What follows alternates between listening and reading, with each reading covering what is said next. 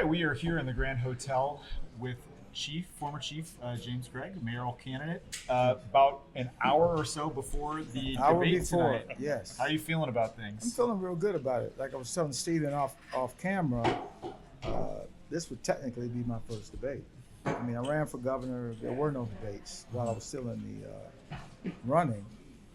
Certainly a lot of meetings, a lot of presentations, but no debates with other candidates. How far does your Mackinac Island Policy Conference experience go back? How many times have you been up here? Once, that's when I was running for Once. governor. Yeah. So this is the first time. Again, I was an appointee. Not that appointees couldn't come, but I don't know if I can recall being invited to the conference. So this would be the first. Well, we're a long way from Detroit. This is a different kind of audience than you're probably used to speaking, knocking on doors and being in front of voters. Right. What are you hoping to get out of this experience? What's kind of your strategy for this debate? Because it's very different than a forum setup.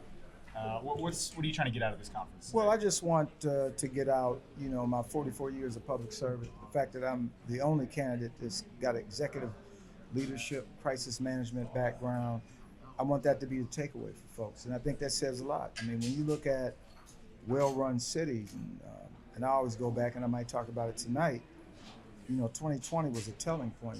You look at a lot of cities, starting with Seattle, my old home of Los Angeles, Philadelphia, Chicago, and the beat goes on, significant uprisings. Police chief and the mayor did nothing in most instances. That did not happen in Detroit. Detroit, one of the largest cities, that we didn't have problems. There was a threat of issues, but we didn't have problems. And so I think that's important because mayors are called upon to handle crisis because the first responsibility of a mayor, a president, a governor is the safety of the people they're serving. We've been asking everybody up here to give us kind of a state of the race vibe check. You're among a handful of candidates who are, seeming to do better with, your polling, with your fundraising, with general awareness. Ballots are going to be printed off in about a month here, so we're Less than a month. kind of getting to the end almost of this primary. How confident are you feeling? What do you have left to do here to make a case to voters? I'm confident. Certainly, we're going to hit the ground as we have. We've started what we call listening sessions. I'm a believer in listening, less talk, but more listening to find out what the issues are. And that's something I've already started to do. And this is why my focus has been, like, for example, small businesses, our public school education. Those are the things, some of it I knew when I was a chief and deputy mayor.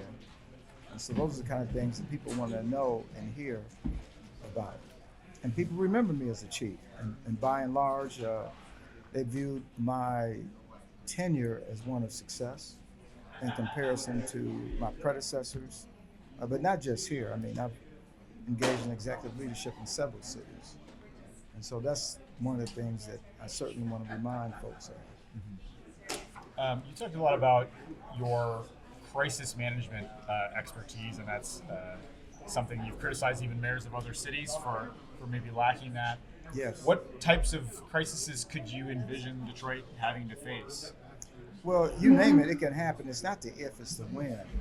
When folks talk about, and I was at a forum, it was very animated, times hostile, and I started talking about giving real life examples of what crisis management looked like. And as you heard in probably the show I did with you, I was very critical of the mayors in Los Angeles and New Orleans. The mayor in LA was clueless on what was going on. Now, granted, she was coming off of a trip abroad, but the response should never be look down the ground and just walk away from the journalists. I mean, you owe it to the people you serve to say something. And if you don't know something, you say something. And I really strongly believe it. And as chief, I never hesitated, even when things were grim, even if I didn't have all the answers. But the public wants to know that you're in charge and you're managing the situation.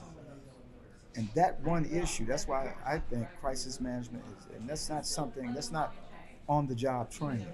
You can't read a book and say, okay, this is how I'm going to respond to an earthquake, although Michigan doesn't have earthquakes, so this is how I'm going to respond to a tornado or a mass shooting incident. These are things that happen in major cities.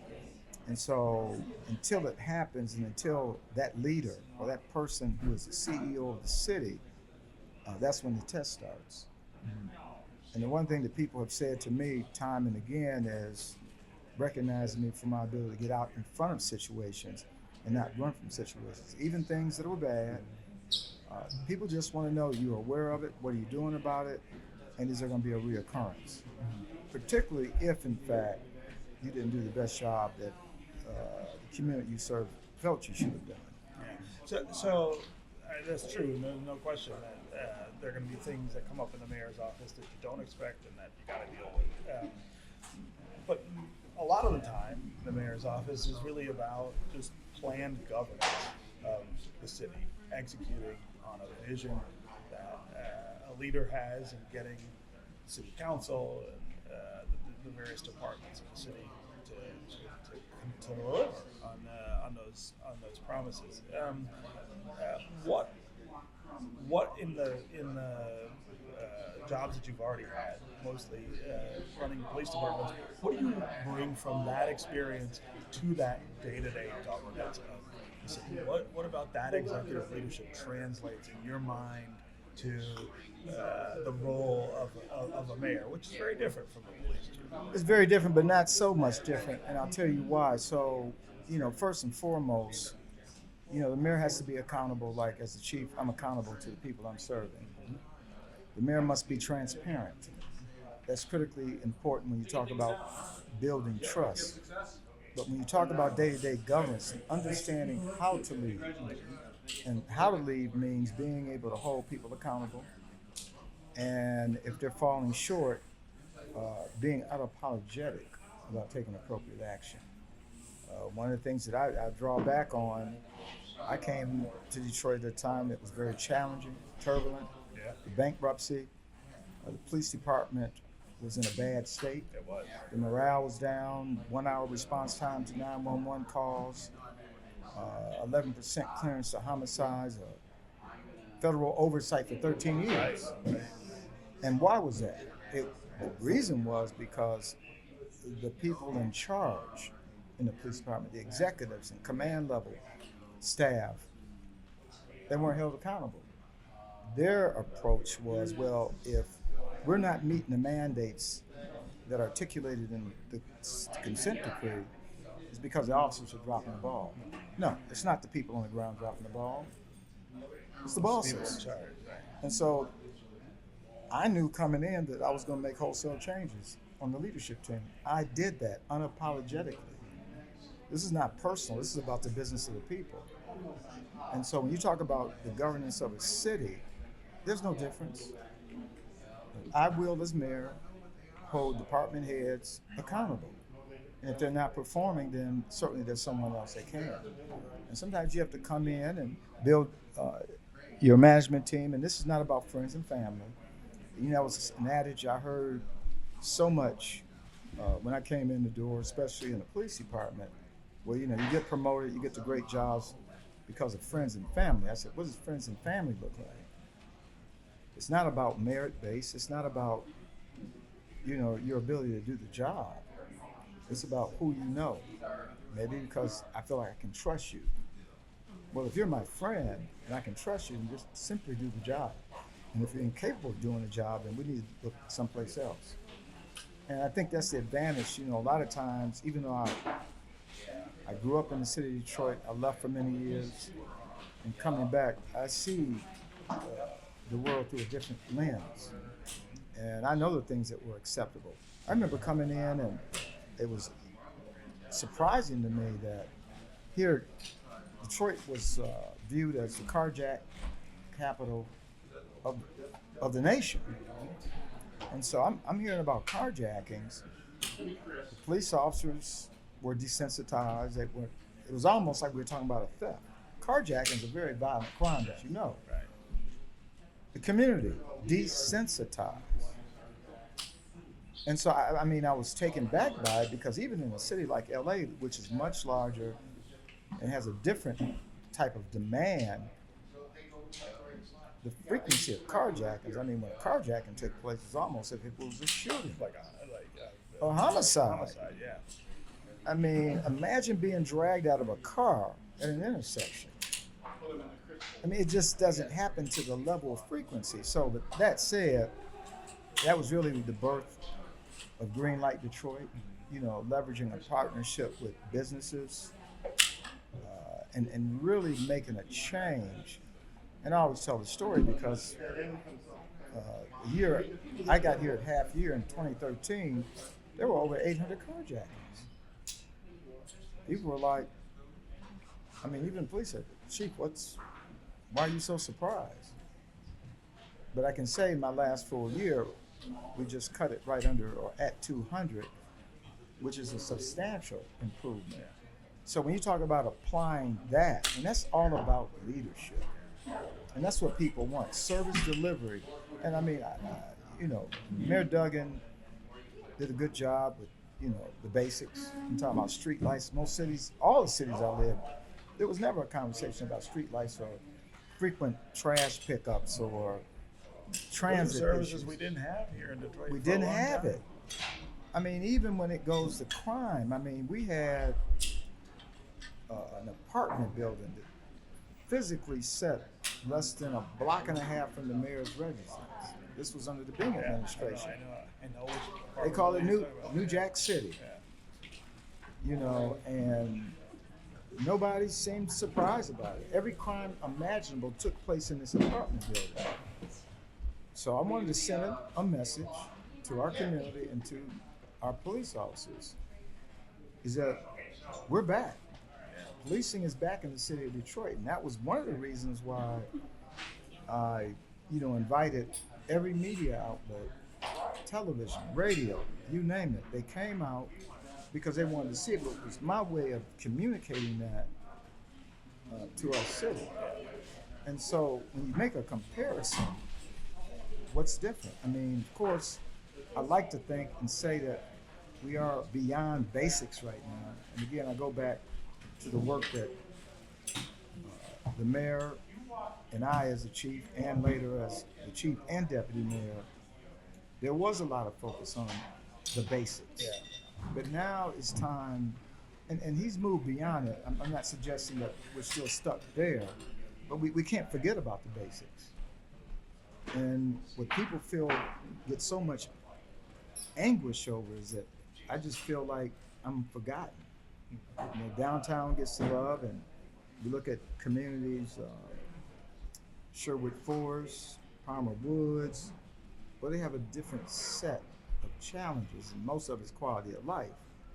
But you talk to someone who lives on the east side of Detroit in what's called the red zone, they're dealing nightly with shots fired. And so we can get up and wave statistics and say, oh, we've had the lowest homicide rate since 1966. And my response is, yeah, I'm glad to talk about success in reducing crime, but as important, and probably more important, is do you feel safe? Yeah. I'm talking about the perception of crime. So you've talked about using tools like city stats. City Stats, one of my, Which I think, you know, people in Detroit don't know what that is, so we should explain that. And I lived in Baltimore for a long time. right, and Baltimore has City We had Stats. City Stat, we Right. had Crime Stat. They came Right. down from CompStat, New New York. York. CompStat, right. Bill Bratton. Bill Bratton. Ed Norris was our chief Right. in Baltimore for a long time, a disciple of Right. Bill Bratton. And I was a disciple. I mean, I learned Yeah, right. You were CompStat part of that. in Los Angeles. Yeah, right. And does it So work? how does that work on the city side? Talk about why that will help you execute these ideas that you have to make quality of life better in neighborhoods through that program. Well, as I said before, I mean, I recognize public safety as at the top tier. I mean, one of my opponents criticized me because when I said neighborhood focus, he thought I was diminishing the importance of public safety. Absolutely not. You can't have a thriving city without public safety. That's up in the forefront. Everyone knows I served for 8 years as the chief of police.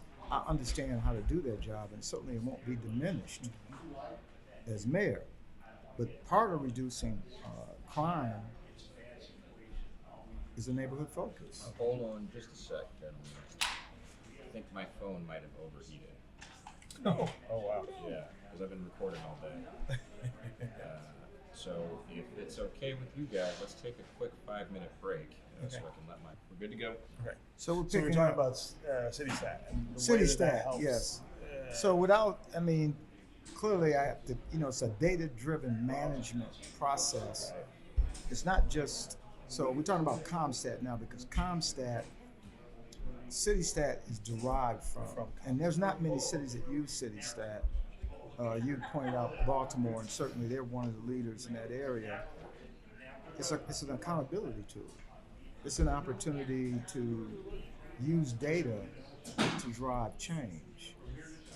So what it's showing you every day is what's happening in real time. In real the time, city. it's Is an garbage inspection. being picked up? What type of data are we talking about exactly? Okay, so for example, it's an inspection. I have a saying that I use, inspect what you expect.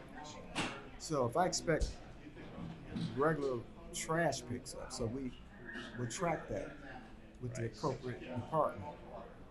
If we're talking about street lights, even though, like I said, that's basics, we're kind of beyond that, but certainly we want to be able to know that if street lights are out in a particular neighborhood, how long is it going to take us to, Right. repair that? Small business development. If we want to drive small businesses in the neighborhoods,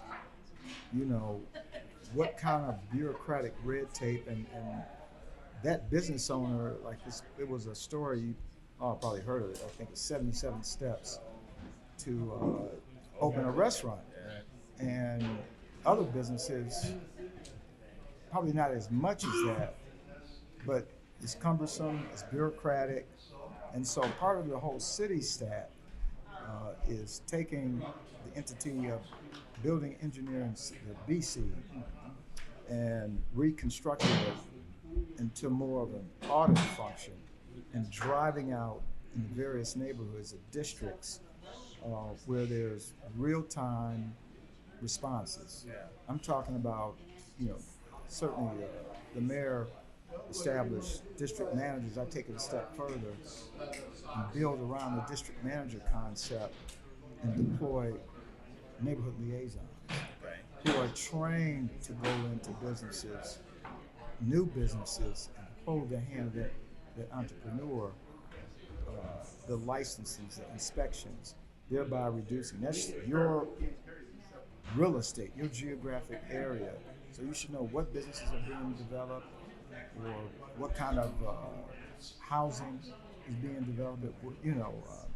Some of these things, it sounds like it's going to be introduced in the city council soon. There was an announcement. Oh, in I the saw last that, but couple you know weeks, why right? that is, and I'll just be candid.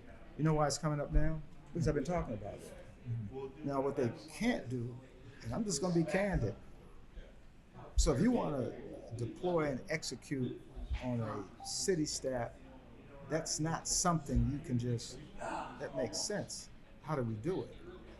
We have seen, using ComStat, for example, other police departments come in and try to adopt a ComStat process. It doesn't always work. I mean, the key piece, data-driven accountability and holding people accountable, it takes leadership. How do we get this up and running? This is a tool that we would purchase through a contract, or how would this? Well, it's not as complex as that. Certainly, we would have someone to establish, and I think the mayor now and has done data mining, but hasn't used it in the manner in which I'm describing. I would have a city stat unit established. So I'm not creating more bureaucracy. I'm reducing, flattening it out. So we take BC, flatten it out, push the inspectors out into the various districts who serve, because they're trained, and we certainly can get others trained, and maybe have an audit type function. But there will be a city stat unit in the mayor's office. And they're the ones that are mining the data, gathering the data, so that this bi-weekly or weekly meeting that we will have, we might inspect 2 city departments every week. maybe 3, just depending, just like we did in the police department. I inspected maybe 3 stations. And we would look at and see what the issues that we want to examine. The beauty of a city stat or a comm stat, it's organic. You can expand it, you can reduce it. I want to track lawsuits in the city of Detroit. Now, why is that important? Because, the city of Detroit pays a lot of money out lawsuits. A lot of settlements. A lot of settlements. And so my thought, and not something I'm thinking, but what I know, there's things that if we find out and know early on, we can take proactive steps so as not to have a reoccurrence. We did it in the police department because in Detroit, we would have lawsuits, and through that lengthy 2, 3, 4 years, maybe there's an issue with how we train officers to use non-lethal force. Now, if we had looked at the situation early, we could have proactively stepped in and said, okay, we're doing something wrong as far as our training. We need to change that. I started the 72-hour briefing on every officer-involved shooting incident. Why was that important? Because like in any shooting incident involving police officers, it takes an inordinate amount of time. It's got to go to it's got to be investigated by the department. It goes over to the prosecutor's office where they make a decision whether or not the officer's actions were criminal. That takes months and months. So what if we look at in 72 hours, just the basics, drill down into the surface level stuff.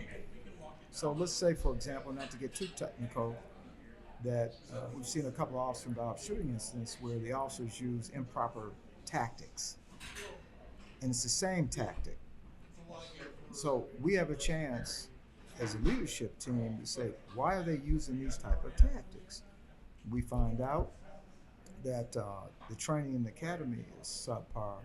So before waiting for this lengthy investigation, we can react to You're it. able to do something. And that's just the same with lawsuits that come in the city. What kind of lawsuit is it? Right. Maybe it's an isolated incident. Maybe it's consistent with a particular city department. Just like, for example, and to me it's an excuse, and I'm gonna say it here, but let's look at $40 million stolen by a CFO on a city entity. From the The Riverfront Conservancy. So most people will say, well, he did it. I did, but you got a board in place. What role does the board play? To say, well, it's cosmetic or it's not cosmetic, what's it? I'm gonna use it. It's Ceremonial? Ceremonial. Yeah. I've sat on corporate boards.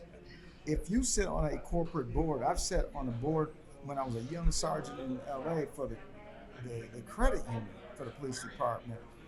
It is not ceremonial. So if you have an executive level employee stealing, then guess what? What kind of governance is the board providing? What about the audit committee? All of these corporate boards, and we're talking about this entity, where's the governance? So it's not ceremonial. Right. It's legit. And for our listeners who may not know, I feel the reason you're probably bringing this up is because your mayoral rival, Mary Sheffield, was on that board, and this came up in a forum a week ago. I heard it, and if, Right. if I had been on that forum, I would have addressed it, because here's what I know. So, okay, the CFO steals $40 million. So we just leave it there and we do nothing else? So, for example, real story. My narcotics unit, narcotics in the Detroit Police Department, I'm told, historically has been a place where there was a lot of corruption. And you probably have heard this. So in this last incident, and this was before, because the FBI had started an investigation, I think it was 2010. So when I came in 2013, the investigation was ongoing. Didn't know a lot about the nature of it until it came out. Several people were arrested, charged. Then later, an isolated incident happened, and there was more corruption with this one officer. So I decided to launch an independent forensic audit of narcotics. Well, not to my surprise, but what I knew and anticipated, there were other things wrong in the unit, like weak supervision, not dotting the I's, crossing the T's, and while the conduct in some instances didn't rise to the level of criminality, it certainly rose to the level of dereliction of duty, which certainly can result in an administrative sanction, which in some instances can result in termination. In fact, several officers faced termination because of that audit. Now, why is that important? Because the FBI is single focus. They're going in looking at the criminality. They're not concerned about your administrative processes. Right. And so, fast forward to the Riverfront Conservancy. I would want to know, as a taxpayer, I would want to know, as the mayor, what else is going on. How could $40 million, be taken? Basically walk out the door. You see what I'm saying? So it's important to take the as step mayor, beyond. Would you have pushed for more city oversight of that? I mean, that's a quasi I know it's a government entity. I mean, it's a but we have conservancy. So conservancy. It's not directly controlled by the mayor, but the mayor does have some oversight. He appoints certain board members. Some of the board. He also makes decisions on whether that entity gets funding. Yeah, and he has control of some of the properties Right. that they end up, developing. Right, and so that said, we have a responsibility to go beyond this one person and find out what else is going on. Because invariably what happens in these corruption type cases, one gets taken out only to find out that there are other people that have problems. And again, it may not rise to criminality, but we have a duty to the people we serve to take a deeper dive into it and take whatever necessary action. I mean, he's a CFO, so who's a CEO? And what role did the CEO play? I don't know the answer, but what role does the board members? Right. What did they know or not know? And so that might be tough. And so when you look at cities and again, not a criticism of the mayor, I'm just saying I have a different view of the world, and I'm just not going to stop. Well, this was a isolated incident. Maybe not. Remember the tragedy. It wasn't a tragedy. It was sickening. Remember some years ago, two white officers had stopped an African American young lady during darkness. Minor traffic infraction. It might have been expired tabs. It was something like that. They ended up making her walk home at night. She only lived a block away from where they stopped her. And then they made a video that put out on social media called Black Girl Magic. Totally wrong, improper. We immediately opened an investigation. They ultimately got fired, not just for that conduct, but it was they lied under oath, and so they lost their job. I didn't stop there. I launched a forensic audit at the 6th precinct where they were assigned because I felt a strong need to learn more. Is this acceptable conduct? And so we peeled back the layers, did the audit, and predictably we found out that there was weak management. There were issues occurring inside the station as well as outside the station in the field. So we had to make some changes, and while it didn't amount to criminality, it certainly amounted to dereliction of duty, improper conduct, which resulted in some discipline, some transfers. But isn't it better, for the sake of transparency, to report out And to know. And that's why I say going back to the riverfront, because we need to know. Detroit Land Bank, same thing. So if there are inequities in the sale of these homes, and we hear citizens are reporting, well, it takes forever for me as a Detroit resident to try to buy a land bank home, but these foreign investors come in and buy blocks up, and they're not held to the same standard. Now, again, I recognize that the mayor doesn't directly control it, but there is some influence. So I wonder, when you're out campaigning in Detroit now for this job, talking to Detroiters, talking to people in neighborhoods, what are the things that you here they would love for you to use things like city stat or this accountability approach in government to fix. What are they not getting? What do they not feel like they're a part of? Well, and you bring up a good point, and I'm glad you brought that point up. You know, I mean, if I don't go into this level of detail because it may not resonate. What does resonate is service excellence. You know, people want service. They don't want to call City Hall and need a recording. If they have a quality of life issue, they want it addressed. And so those things matter. Of course, one of the hallmarks of my administration was responsiveness. Yes. And really driving home this issue of service excellence. I don't care where you live in the city of Detroit, you deserve the same level of service as someone who lives in, I was going to say Baldwin Hills, I was thinking about LA, but in Palmer Woods. In Palmer Woods, right. And you know about Baldwin Hills, I do right? know about Ladera Heights, places I live. You want the same level of service, and you should. And that's why I'm so public about the schools. Yeah. Why should Detroit parents who have school-age children not be entitled to the schools working? They should have the same, and so you get parents who, if they have the means to leave the city, they leave and go to places like Westland. And this is a conversation I had with a young entrepreneur. He said, I'm a high school student. I left Detroit. I lived in Detroit because, frankly, I wanted him to go to a good school. I said, well, you could have sent him to Cass Tech. That's still a good school. But I don't care what neighborhood it is. And it's appalling when we talk about the school and act like almost as if what can be done. Now there's more conversation about it because now we're in election season. The mayor doesn't have That's control. okay. What would you, if you The were mayor- mayor, how would you influence? The mayor, one, has a bully pulpit. Yes. Number one, first and foremost, the mayor can have a lot of influence. That's a fact. Not only influence, but partner with the school. I'm not a fan of the current superintendent. I've been very public about it because he came in when I came in 2013, and he has echoed through his team that I should stay in my lane. Well, that is my lane. I'm a resident of Detroit. I was in charge of public safety in Detroit.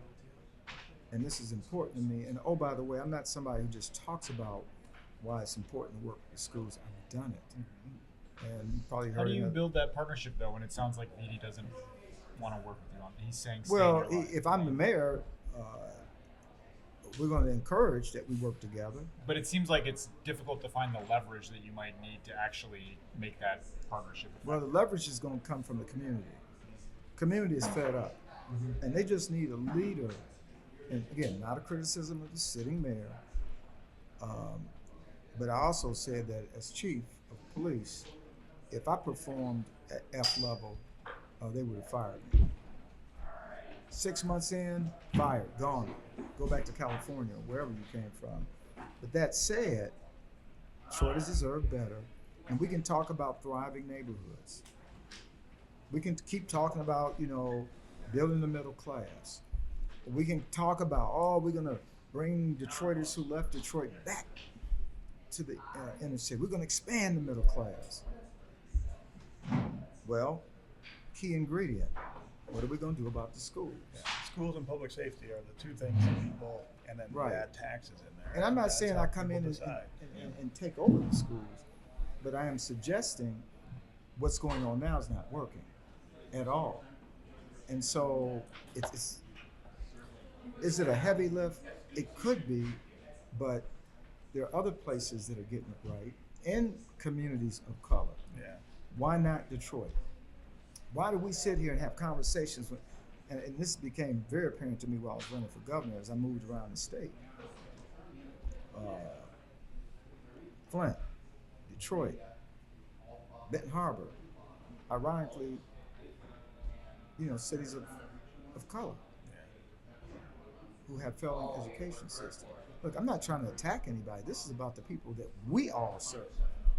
They deserve better, And we can't talk about growing a middle class. We can't talk about building thriving communities without that being part of the conversation. But not just talk about it, what are we doing about it? And that's why I launched City Camp in 3 cities, including Detroit, Children in Trauma Intervention Camp. Because I recognized years ago that we have got to play a role with the schools. Can I ask you just straight up, should the superintendent resign? Should he be fired? Should he no longer be the superintendent? Is it time Now, to you know what? change leadership there? Well, I'll leave that to the board and the community. I'll leave it to because I don't have control over the superintendent. Yeah, I understand. I I'm would saying s- if you had I would say a that choice. if I had a choice right now, given that what I've just laid out, yeah, we can do better. However, I don't control the schools. So what I would do is pledge to work with the superintendent because the pressure would be insurmountable because the community's going to rebel. When I talk about the schools, and I didn't just start talking about the schools, I did it when I was running for governor, did it somewhat when I was as chief of police. People want change. And I tell you, people will rally behind that leader who says, I agree with the chief, we need to do better, and we expect better, and if you can't do better, we need to put somebody in there who can do better. It's that simple. Yeah. I mean, again, going back to the police chief example, if you have an underperforming police chief, or you've seen in some of these cities, if you have an underperforming mayor, what do? Let's recall him. The mayor of Chicago's got a single-digit approval rating. Yeah. And there's a group of Chicagoans that said, we want change and we want it now. So you don't get to sit back for the last 11 years and I should stay in my lane. I don't know this man to dislike him. I'm about the business of education. I grew up in this city and attended Detroit Public Schools, and I'm unapologetic about it. I think we're going to have to probably leave it there. Chief, thanks for your time. Appreciate Thank it. you. Thank you. Good luck in the Okay. debate. Okay. Appreciate Good to it. see you. All right. First debate. Yes, first debate. Right. All right. Thank you. All right.